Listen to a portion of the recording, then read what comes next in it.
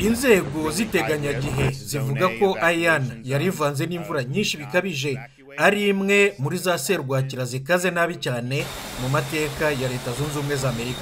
Yahuteraga n'umuvuduko wa kilometero byibura 250 mu isaha.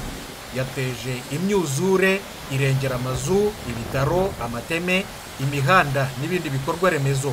Iminara ya telefone zigendanwa n'insinga z'amashanyarazi byacitse.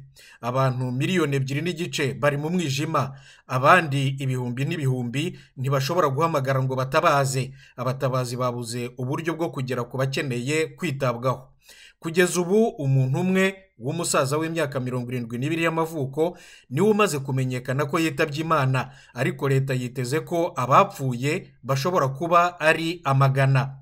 Ayan yageze muri Florida imaze kuyogoza ikirwa cya Cuba, aho yahitanye abantu babiri, isiga igihugu cyose kidafite amashanyarazi. Se informan con estas imágenes que llegan de último momento a nuestro estudio.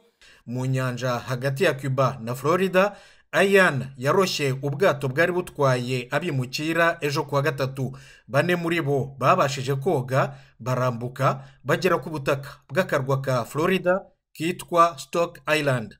Abasirikare b'igihugu bashinzwe umutekano w'imipaka yo ku nyanja, US Coast Guard mu cyongereza, batabaye 25, ariko baracyashakisha abandi byibura 20 batarabonerwa irengero.